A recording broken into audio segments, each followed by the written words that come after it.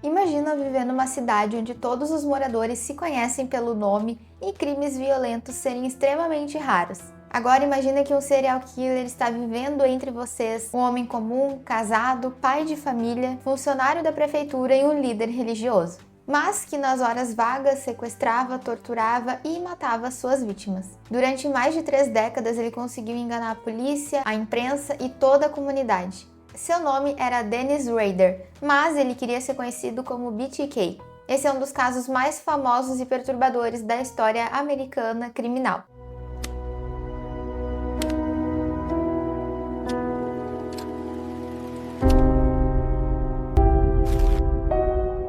Oi pessoal, tudo bem com vocês? Eu sou a Julie e no vídeo de hoje, como eu falei na introdução, a gente vai falar sobre o caso do BTK. E sendo esse o primeiro vídeo do canal, eu acho que esse caso é um caso famoso, mas eu acho que nem todo mundo conhece, ou tem gente que conhece, mas gosta de ouvir sobre o caso, então eu decidi contar ele aqui hoje. Então bora pro caso. Dennis Lynn Rader nasceu no dia 9 de março de 1945 em Pittsburgh, no Kansas, nos Estados Unidos. Ele foi criado numa família aparentemente normal, sem registros significativos de violência, então ele teve uma infância normal, como qualquer outra. Anos depois, porém, ele revelaria que desde muito jovem ele desenvolveu algumas fantasias meio sádicas. Ele sentia prazer em imaginar mulheres sendo perseguidas, dominadas e mortas. Ele também mostrava sinais de zoosadismo ao torturar, matar, ferir e enforcar pequenos animais. Essas fantasias se tornariam cada vez mais intensas ao longo da adolescência. E segundo o próprio Rader, ele começou a espionar, a vigiar as próprias vizinhas ali, as mulheres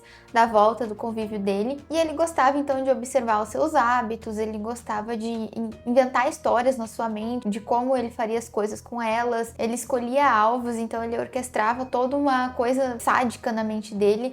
E ele chamava então esse processo de projetos, o que é bem bizarro. E mesmo na adolescência, sem ter cometido nenhum assassinato, naquele período as bases psicológicas do BTK já estavam sendo criadas, então ali ele já estava se formando como um serial killer. Rader serviu na Força Aérea dos Estados Unidos entre 1966 e 1970. E depois disso ele se mudou para Wichita, no Kansas. Ele se casou com a Paula Dietz e teve 2 filhos. Então externamente ele parecia ser um cidadão muito exemplar, ele frequentava a igreja, enfim, participava de uma comunidade que todo mundo via ele como um homem exemplar, pai de família, e tudo isso ele fazia para esconder quem ele realmente era. E ele trabalhava regularmente. Primeiro ele trabalhou numa empresa de segurança e depois ele trabalhou como agente de fiscalização municipal, então ele estava ali construindo uma carreira em paralelo à carreira dele, ele construía uma carreira como serial killer. A história do BTK começa numa manhã fria de 15 de janeiro de 1974. A família Otero vivia numa casa tranquila em Wichita,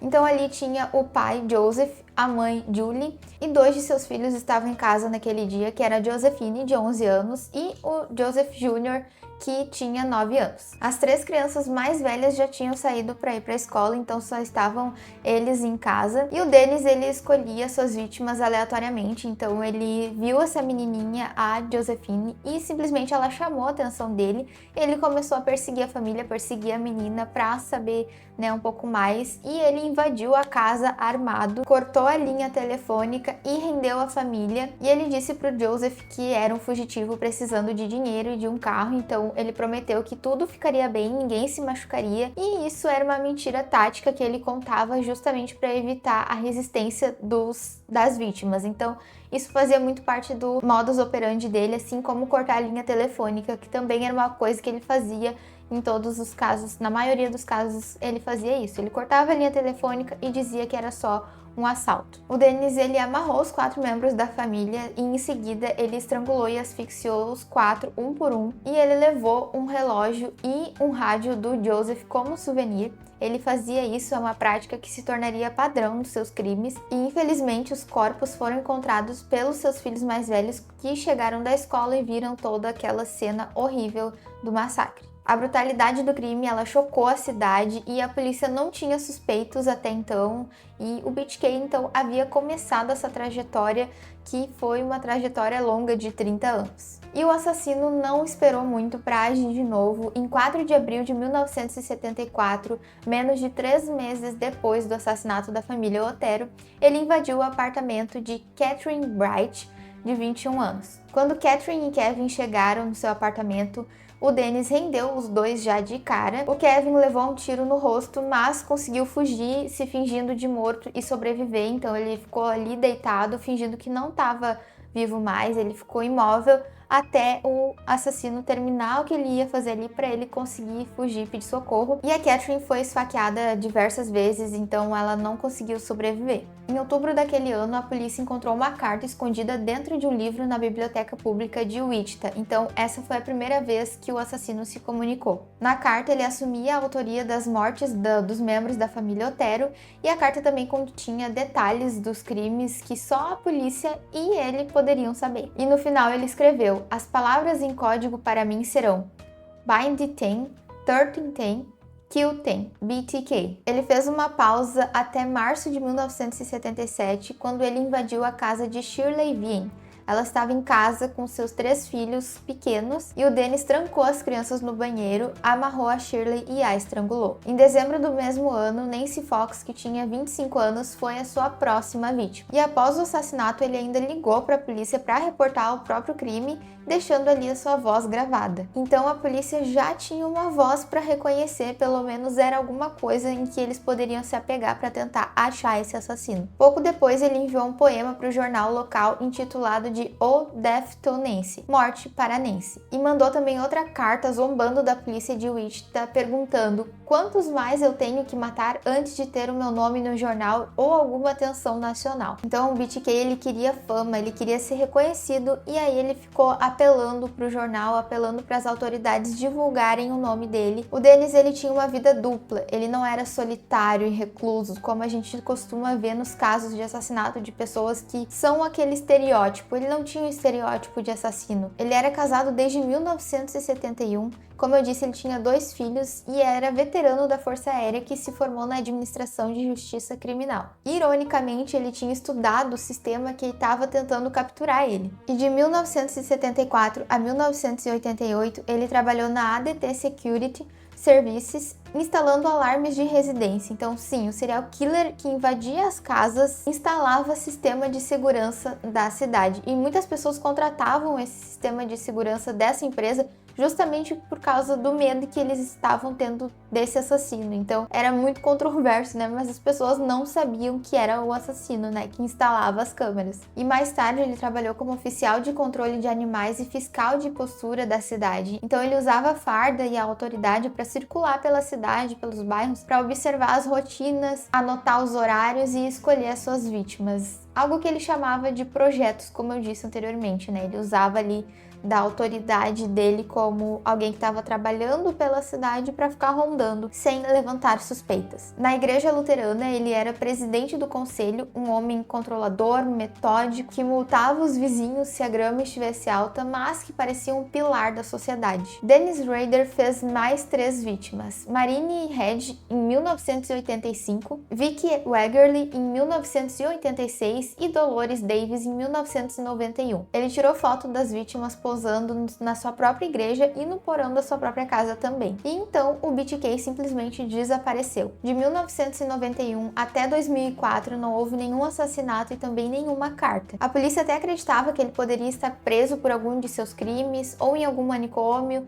ou até mesmo morto. Mas na verdade o Dennis só estava ocupado com a família, com o trabalho, ele seguiu a vida dele e ele satisfazia os seus impulsos revivendo o que ele já tinha feito no passado com os seus souvenirs, com suas fotos. Então ele só estava ali em um repouso enquanto ele estava tocando a vida dele. E o que trouxe o BTK de volta foi o ego. Em 2004, no aniversário de 30 anos dos assassinatos da família Otero, o jornal Wichita Eagle publicou um artigo sugerindo que o BTK havia sido esquecido, e um advogado local também anunciou que lançaria um livro sobre o caso. E o Dennis não suportou a ideia de ser considerado morto ou irrelevante. Então, em março de 2004, ele enviou uma correspondência para esse jornal Wichita Eagle contendo umas fotos da cena do crime da Vicky, que aconteceu em 1986, e também a carteira de motorista dela. O recado era claro: o BTK estava vivo e ativo. Essa nova onda de correspondência foi a ruína de Dennis Rader. Ao longo de 2004, ele enviou pacotes, bonecas amarradas, quebra-cabeças e joias das vítimas para a mídia e também para a polícia. E o Dennis se achava muito inteligente. Em uma dessas comunicações, ele perguntou para a polícia: eu posso me comunicar usando um disquete de computador sem ser rastreado até um computador específico? Sejam honestos. Ele pediu que respondessem através de um classificado no jornal. A polícia publicou então um anúncio dizendo que não, ele não seria rastreado, mentindo, obviamente, que o disquete seria seguro para poder ver se eles conseguiam capturar o BTK ou ter alguma pista. No dia 16 de fevereiro de 2005, a emissora KSAS TV recebeu um disquete roxo de 1.44 megabytes do BTK, e a polícia imediatamente acessou os metadados desse arquivo, e os arquivos deletados do disquete tinham os documentos de Microsoft Word, ou seja, ele tinha algum documento digitado lá. Nos metadados desse documento, eles descobriram duas informações cruciais. O arquivo foi modificado por um usuário chamado Dennis e o computador estava registrado para Christ Lutheran Church, Igreja Luterana de Cristo. Uma busca rápida na internet ligou então a Igreja Luterana de Cristo ao presidente da congregação, Dennis Rader. Para confirmar antes de prender o Dennis, eles precisavam de mais provas, então eles precisavam do DNA do Dennis, e eles obtiveram uma ordem judicial para acessar a ficha médica da filha do Dennis, a Carrie,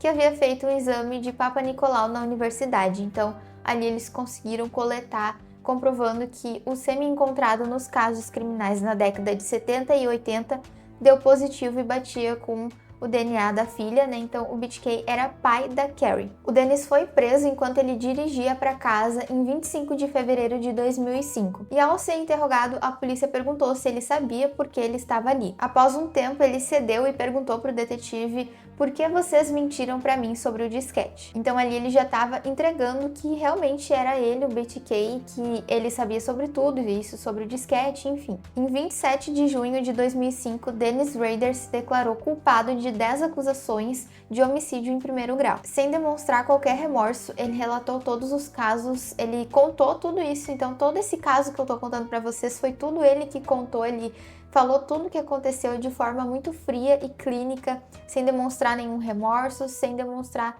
nada de emoção, assim, de que estava arrependido. Parecia que ele estava simplesmente lendo um relatório de trabalho ou uma ata de reunião de condomínio, algo muito simples, assim, para ele. Ele não foi condenado à pena de morte porque o Kansas não tinha essa pena capital em vigor na época que os crimes foram cometidos, e o Dennis recebeu então 10 sentenças de prisão perpétua consecutivas, exigindo um mínimo de 175 anos sem possibilidade de condicional. Hoje, Dennis Rader cumpre a sua pena em uma solitária na instalação correcional de El Dorado, no Kansas, e a sua esposa pediu o divórcio imediatamente após a prisão dele, então a família ficou completamente abalada e em choque, precisando lidar, né, com o caso de que um pai e esposo amoroso era um monstro que assombrou a cidade por 30 anos. E o Dennis, mesmo após décadas, ele continua sendo estudado por psicólogos, criminologistas e especialistas em comportamento criminal, porque é um caso extremamente impactante e é uma coisa que não é normal o ser humano fazer esse tipo de coisa sem sentir nenhum remorso, sem ter nenhum sentimento, apenas ele sentia prazer. E o caso dele é citado frequentemente como um exemplo de dupla personalidade social. Um homem capaz de apresentar normalidade absoluta enquanto escondia uma vida de extrema violência. E se tu gostou desse vídeo, se inscreve no canal, deixa o like, ativa as notificações para ficar sabendo de todos os casos de True Crime que eu vou trazer por aqui. Eu espero muito que tu tenha gostado e que tu fique aqui no canal, mesmo sendo o primeiro vídeo. Eu vou trazer muitos outros casos por aqui. E é isso, até o próximo vídeo. Tchau!